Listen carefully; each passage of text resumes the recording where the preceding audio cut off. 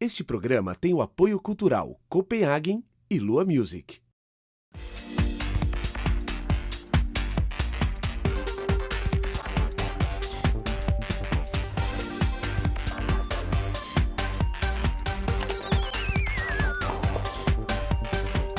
Olá, estamos começando o Salada Net. O meu convidado sabe tudo sobre o Brasil de hoje e pensa muito sobre o Brasil de amanhã.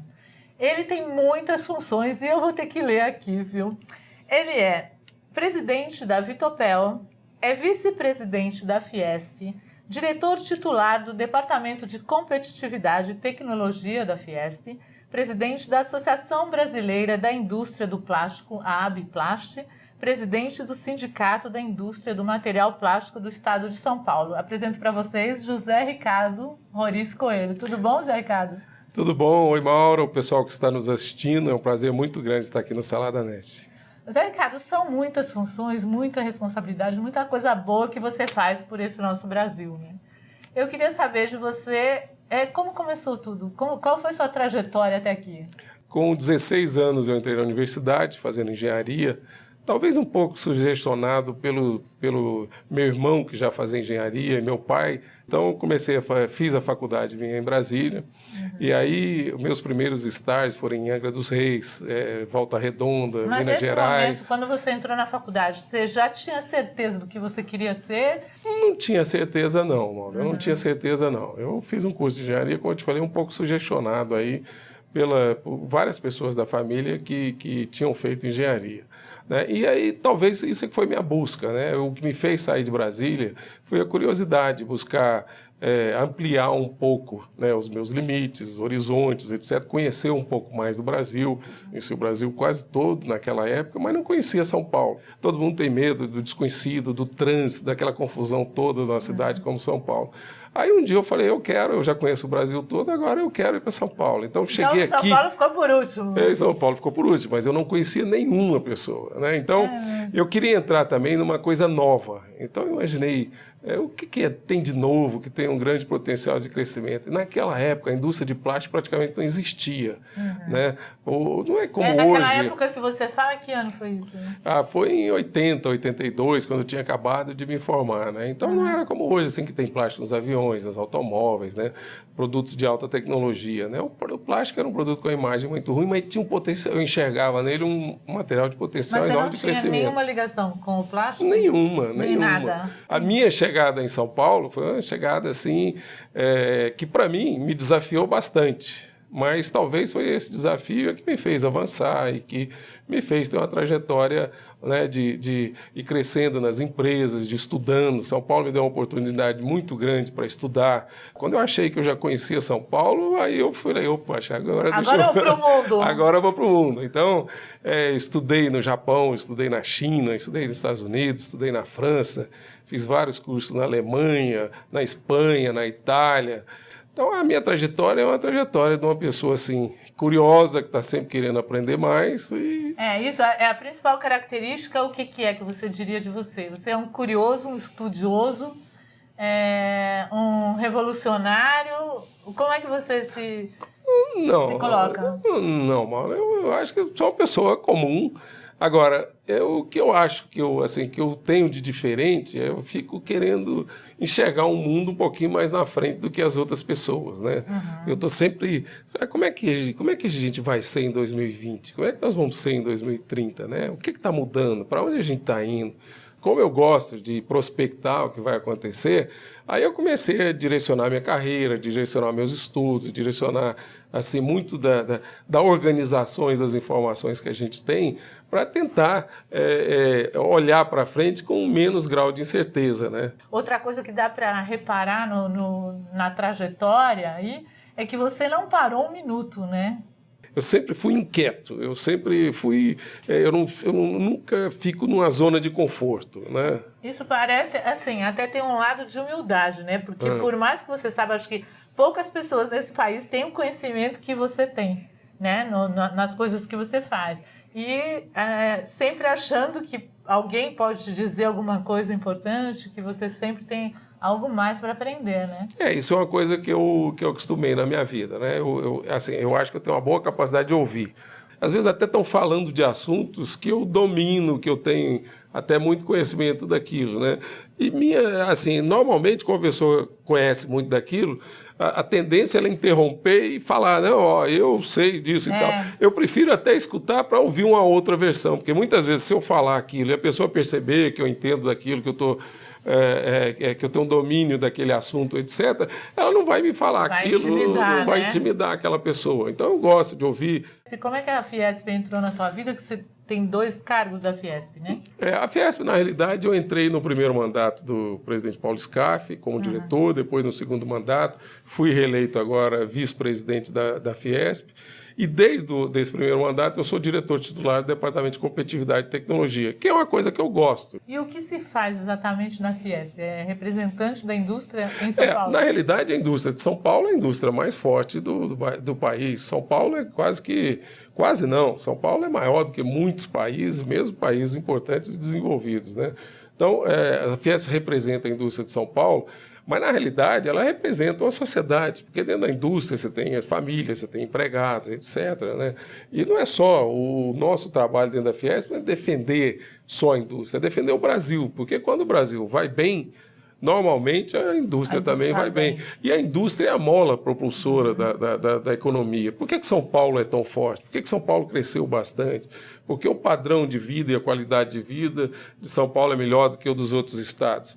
Justamente porque São Paulo tem uma indústria forte. Então, a indústria aumenta a renda, a indústria educa, os melhores empregos estão na indústria, né? Então, a Fiesp acaba tendo uma influência muito grande na sociedade, né? Aonde tem indústria, e essa indústria vai bem, lógico, o lugar, o estado ou o país vai bem. É isso. Normalmente é isso que acontece, porque você começa, primeiro um país começa com as atividades terciárias, que é a atividade produtiva, de produzir minério, produzir produtos agrícolas, etc., né?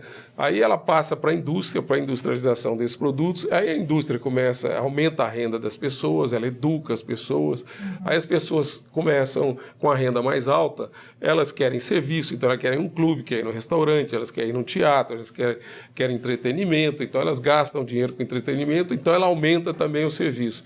Então a mola propulsora de tudo é a indústria, né? A indústria que faz a economia crescer, gerar riqueza, e com essa geração de riqueza ela aumenta as outras atividades dos outros setores também. Agora, diretor titular do Departamento de Competitividade e Tecnologia. O que é competitividade, né? Pois é, o que é? Definição de competitividade. Tem muita gente que fala isso.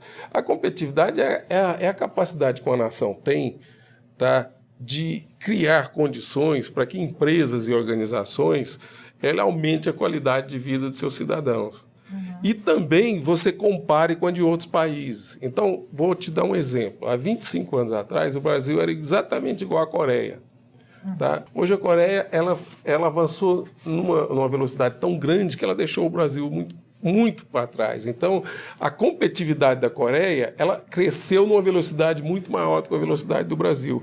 Então, a competitividade é isso, é a capacidade de você melhorar a qualidade de vida, né? As condições que o país te dá para você melhorar a competitividade de vida, mas você tem que se comparar também. Porque muitas Sempre em comparação, tem que ter um referencial, né? Para ver se você vai bem. Sabe por quê, Mauro? Porque muitas vezes você acha que você está avançando, mas só que o seu concorrente está numa velocidade muito maior do que a sua. E quando você para, né? Ele está lá na frente e você vê, eu achei que eu estivesse na frente do Estado. Por que a Coreia ou a China andou lá para frente e o Brasil não andou tanto? Porque eles tomaram decisões mais acertadas do que o Brasil na maioria dos setores.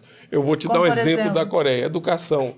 A Coreia é um sistema educacional espetacular que hoje serve de exemplo para todo mundo. Então, a qualidade do ensino fez com que as pessoas melhorassem a tecnologia, melhorassem as pesquisas, e com pesquisas e tecnologias, eles incorporaram, agregaram valores nos produtos que eles fazem, né? Então, o país ele começou a fazer produto de maior valor agregado, então aumentou muito a riqueza. E esse aumento de riqueza você dividiu pela população, então a população consome mais, ela gera empregos, etc. E com isso, com educação também, você melhora a saúde, você melhora o sistema de transporte, você melhora a infraestrutura Uma e tal. coisa vai levando a outra, mas partindo da educação. Então essa é a minha preocupação hoje com o Brasil, porque embora nós temos ensino em quantidade, melhorou muito, hoje tem muito mais escolas, etc, etc, mas a qualidade do nosso ensino é muito baixa. Se a gente nota o Brasil se comparado a outros países, e isso tem, anualmente você tem esses indicadores, a situação do país é muito ruim. Nós estamos numa situação, em termos de qualidade do ensino, muito abaixo do que nós deveríamos ter. Então isso é preocupante, porque o país não pode crescer se não tiver educação. Isso vai ter uma solução a curto prazo? Ou a médio prazo? Eu acho que solução tem. Até a China hoje virou uma máquina de... Por que a China cresce tanto? Por que a China está virando esse país que todo mundo fala de China? Há 15, 20 anos atrás, ninguém falava em China. A China era um país distante, etc., até exótico, né?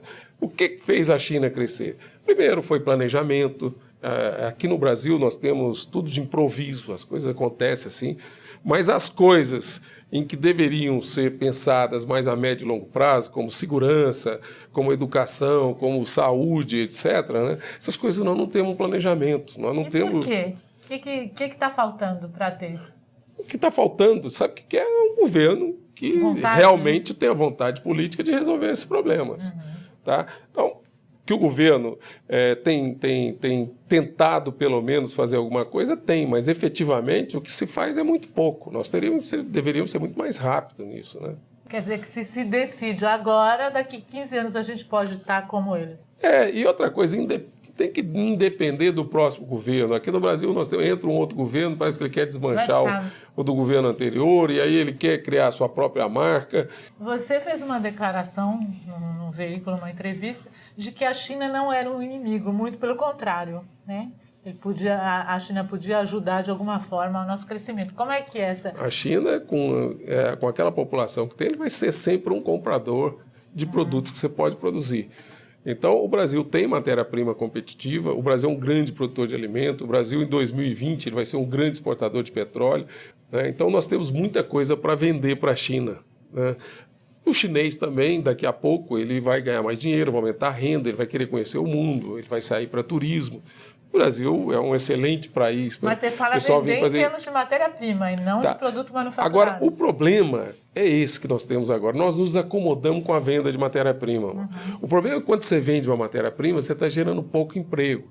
Quando você gera um produto acabado, qual a diferença da matéria-prima e um produto acabado? O produto acabado, você tem que construir uma fábrica, você tem que contratar gente, aí você vai ter que contratar uma consultoria para te ajudar, você vai ter que contratar um designer para ajudar a desenvolver seu produto, né? Então você vai ter, depois do produto pronto, você vai ter logística para levar esse produto até o porto, até o ponto de venda, né? Você vai ter pessoal comercial tentando vender o seu produto, você vai ter pessoal de marketing tentando fazer propaganda do seu produto e promover o seu produto. Então, o produto acabado, ele cria um monte de emprego, né? Ele agrega valor ao produto. Então, você vai vender o produto aqui, lá no final ou aqui no começo, tá? Então, a diferença é muito grande. E o Brasil está super acomodado como vendedor de produtos agrícolas e produtos e matérias-primas, commodities.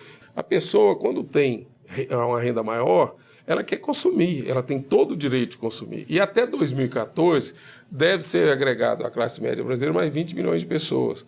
E essas pessoas, quando elas vão no supermercado, numa loja, etc., elas não vão comprar minério de ferro, elas não vão comprar nafta petroquímica, não vão comprar farelo de soja. Elas vão lá para comprar uma televisão, vão lá para comprar uma bicicleta, vão lá para comprar um alimento embalado, um escorredor de macarrão, um liquidificador, etc. Então, o Brasil está perdendo a capacidade de fazer produtos para essas pessoas. Então, como elas estão vindo para o mercado, se nós não tivermos condição de fazer produto para essas pessoas, esses produtos vão ter que ser importados. Eu diria que não é só o pobre, a classe média, todo mundo, né? Se você pode comprar o mais barato, por que você vai comprar o mais caro, não é? E a mão de obra? Como é que o Brasil está de mão de obra? Tem alguns setores, principalmente os setores de maior tecnologia, hoje eles estão carentes de uma mão de obra qualificada.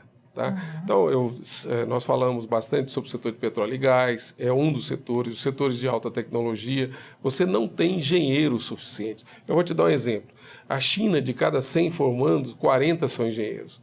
O Brasil, de cada 100 formandos, 8 são engenheiros. Então, num país que está em crescimento, que precisa de muita tecnologia, etc., eu citei engenharia, como poderia citar outras infraestrutura. Nós não temos aeroportos, nós temos problemas nos nossos portos, as nossas estradas, as nossas rodovias, nós temos aí Copa do Mundo, depois vem a Olimpíada. Imagina você estar nesse país... Uma demanda incrível, né? Que tem que construir isso tudo e falta engenheiro. Então, mas para um jovem que está começando, que está naquela idade de escolher uma carreira, decidir sua vida profissional, que conselho você daria?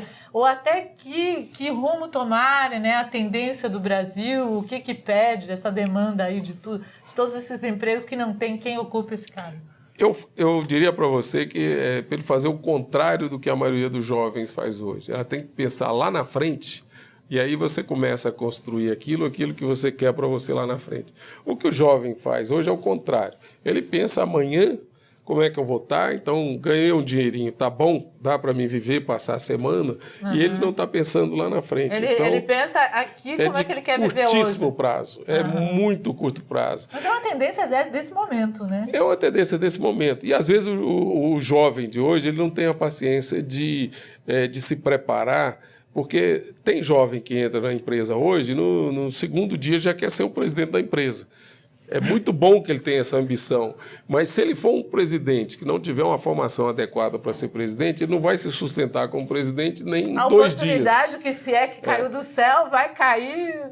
Então, eu acho que ele tem que ter consistência, ele tem que ter um plano, ele tem que pensar lá na frente, o que eu quero ser, o que eu quero para mim lá na frente. E o que está atrapalhando, além de tudo que a gente já falou, o crescimento do país? Assim, a gente sabe que juros, câmbio, tributos, tudo isso...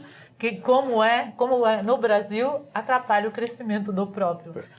Como é que você vê isso? É o seguinte, tem muita coisa que atrapalha. Então, eu vou falar rápido, mas depois eu vou te dizer qual que é o principal. Você tem o juros, você tem o câmbio, você tem uma carga tributária enorme. O Brasil é a terceira energia elétrica mais cara do mundo. O Brasil tem uma infraestrutura horrorosa, que a gente já falou. O Brasil tem uma burocracia que é caríssima. Tá? Então, tudo isso... são impeditivos de melhorar o crescimento do Brasil. Agora, o que hoje, para mim, é a pior coisa que nós temos que resolver, que nem era a inflação há um tempo atrás, e que o Plano Real resolveu, é o problema de juros. Né? Porque juros é igual um termômetro. Né? Quando a pessoa está com febre, é porque ela está com algum problema. Se o juro está alto, é porque você está com algum problema. Então, é a nossa febre. O juro nosso é o mais alto do mundo. E aí é o tal problema. Os juros, o que ele faz? Ele aumenta o preço dos produtos, os produtos ficam muito mais caros, porque você, para comprar uma máquina para fazer determinado equipamento e tal, a máquina vai sair mais cara por causa dos juros, o capital de giro, né, que é o que você precisa para produzir o produto, vai sair mais caro, o juro faz o câmbio valorizar o real, porque esse pessoal lá de fora coloca dinheiro aqui no Brasil para aproveitar dos juros altos do Brasil. O juro aumenta a despesa do governo, tá? Porque o governo, para cada 1% que você aumenta de juros, o governo paga 19 bilhões de reais a mais de juros. Por que os juros são altos e como atacar? Hoje existem interesses muito fortes para que o juros se mantenha alto. Então, os bancos brasileiros são os bancos mais lucrativos do mundo. Então, esses setores são muito poderosos. E para eles, para que eu vou deixar o juro cair? Né? Então, quando você fala em juros, você vai mexer com setores da economia e setores da sociedade que são muito fortes. Um deles é o setor financeiro. Agora, não tem razão nenhuma para os juros estar a esse nível que está no Brasil. Tá? Se você fala o que tem que fazer, é baixar os juros. Nós estamos na trajetória totalmente oposta que deveríamos estar. Tá? Nós estamos aumentando o juro ao invés de diminuir os juros. O governo não tem poder de mudar essa questão com os bancos? Tem. Inclusive, a taxa de juros é o Banco Central, na reunião de Copom, que determina qual é a taxa de juros. O governo, pelo menos, ele tem que ter uma estratégia para que os juros do Brasil sejam juros normal, não seja essa aberração que é hoje. José Ricardo, você, como um dos maiores empresários do país, para fazer parte da sua equipe, né, na escolha das pessoas que trabalham com você, além, é lógico, da parte técnica profissional, o que é importante no profissional? Bom, ética é imprescindível. A primeira coisa é ética, e isso hoje, eu acho que no futuro e cada vez mais, a ética é o ponto número 1 em qualquer profissional que você esteja contratando. Mas, além disso, ele tem que ter um profissional que tenha atitude, ele tem que ser curioso, ele tem que ser corajoso, né? Ele tem que ser ambicioso. E quando eu digo ambição, não é só uma ambição por dinheiro, mas é a ambição de conhecer mais, de ter mais informações, de querer crescer, de querer participar mais das decisões da empresa, etc., né? E hoje, Mauro, é o seguinte, cada vez mais a pessoa tem que se comunicar melhor. E como eu falo comunicativo, não é nem aquela comunicação daquele cara legal, bacana e tal. Que fala com todo mundo.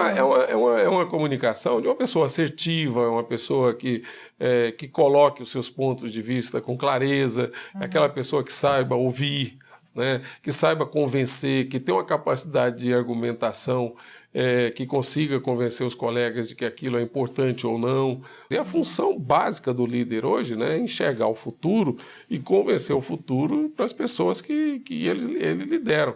Porque se ele não convencer aquelas pessoas de que é possível chegar naquele futuro que ele está enxergando, né, possivelmente você vai ter uma equipe que não vai estar trabalhando unida para se chegar naqueles objetivos. E como é que você vê a participação da mulher nas empresas, nos cargos, nos altos cargos?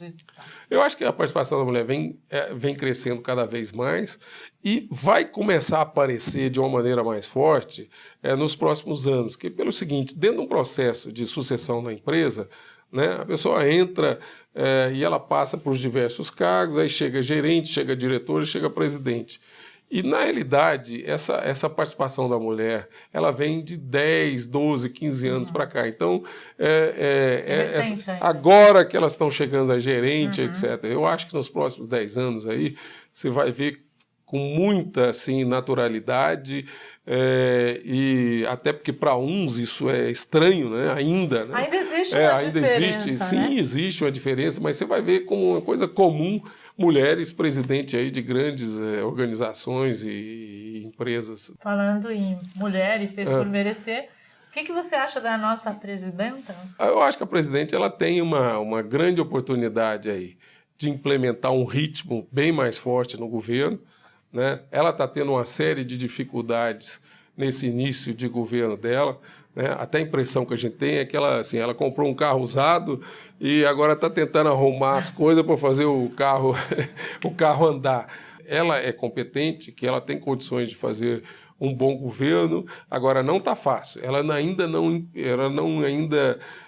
está num ritmo, eu tenho certeza absoluta que ela ainda não está no ritmo que ela gostaria de estar no governo. O governo está ainda um pouco paralisado, precisa de mais, precisa de velocidade, porque senão daqui a pouco vão aparecer as cobranças. O cargo de presidente, né, exige certas posturas, que a postura dela tem sido muito mais adequada do que a do ex-presidente, né? Então, eu acho que ela está indo muito bem. Eu acho que sim, eu estou muito mais surpreso favoravelmente com a nossa presidente do que o contrário. Outra questão que eu queria ver com você é a das sacolas plásticas. Como é que você vê isso? São vários interesses aí, e são interesses legítimos, né? Então, você tem o interesse do produtor de sacola que quer vender sacola. Você tem o interesse do supermercado que ele não quer dar de graça uma sacola. Você tem também o cara que vende saco de lixo, fala assim, poxa, se ele receber uma sacolinha de graça lá na saída do supermercado, ele não vai me comprar saco de lixo, ele vai usar aquela sacola. Tá? Então, estão pensando em tudo, mas menos no consumidor. Então, tem que pensar no consumidor. Então, qual o problema do consumidor? Ele faz suas compras e ele tem que transportar esses produtos até a sua casa. Mas você tem que saber também que aquela sacola ela tem que ser reaproveitada. Ou ela é reaproveitada para se tornar um outro produto, né? Ou mesmo energia. Você sabe que do plástico você pode tirar energia de plástico. Então, dentro desses interesses distintos, esqueceram do lado do consumidor. Agora, falando nisso, a Vitopel, a tua empresa, vocês desenvolveram um produto totalmente reciclável. Eu queria que você falasse sobre ele. A gente até tem livros, revistas e sacola feito do Vitopaper, não é isso? O que a gente queria fazer é o seguinte, poxa, a gente poderia ao uma pessoa comer um chocolate, ou ao uma pessoa comer uma massa, etc., aquela embalagem a gente reaproveitar de novo e ela entrar no nosso processo. Se a gente desenvolvesse um produto que utilizasse aquela embalagem descartável, e principalmente o produto nobre, seria bom. Então começamos a pensar lá, os engenheiros, pegamos algumas faculdades também, né? A Universidade de São Carlos nos ajudou bastante nisso aí. E a vantagem desse papel é que ele consome 30% a menos de tinta e ele é 40% mais leve. Primeiro que ele é muito... E é mais leve mesmo, a viu, durabilidade dele é muito maior. Um irmão pode passar para o outro nas escolas. Ele pode molhar. É um papel plástico, né? As mochilas, né, não ficam tão pesadas, né? Então isso aqui é feito de lixo. Isso aqui é feito de um frasco de shampoo, Olha que beleza, de uma sacolinha plástica, de um produto plástico que foi para o lixo. Então a gente recebe isso das cooperativas. Aqui tem um outro exemplo de uma revista. Essa campanha que a gente tem nos prédios de separar o lixo é importante, não é? Importantíssimo, porque aí nós transformamos o lixo no produto plástico. E os alunos, quando receberam esses livros, eu escutei de um professor que falou numa rede de televisão, num programa, que teve alguns alunos que até choraram, porque eles sentiram autoestima de você estar dando para eles um produto de boa qualidade. Não, né? A qualidade é que não dá para você que está aí, ver a qualidade aqui pelo vídeo, mas é impressionante, é uma delícia de fazer. Esse aqui é um caderno escolar feito de lixo, né? E você pode escrever, pode apagar, pode como o outro. É um produto que nós brasileiros desenvolvemos. Vai usar, né? Tá usando. E a outra coisa é isso, você transportar, você conseguir que um produto indesejável como o lixo, né, se transforme num produto nobre como esse papel de excelente qualidade. É surpreendente mesmo, viu? Parabéns, viu? Parabéns pela tua empresa. Parabéns por todo esse empreendedorismo que você e a tua equipe, né, trabalha e pesquisa e faz tudo isso pelo Brasil. E você é um exemplo, viu? Muito obrigado. Muito obrigada por estar aqui com a gente, poder passar toda essa informação para quem está nos assistindo. Acho muito importante tudo isso. Agora a gente tem um presente da Copenhagen para você, que apoia esse programa. É copenhagen.com.br. Entra no site, você fica conhecendo tudo que tem de gostoso, delicioso, né, Zé? Muito bom terminar esse programa recebendo a Copenhagen, que é meu chocolate preferido. E, Maura, muito obrigado pelo convite. Para mim foi um prazer muito grande estar participando aqui do Salada Net. Viu? E muito legal a nossa conversa. E espero também que o pessoal que nos assistiu e esteja nos assistindo goste. Eu quero que você venha sempre, viu, Zé? Porque sempre com essa projeção do futuro, ele dando dicas pra gente, para os jovens de hoje que vão, né?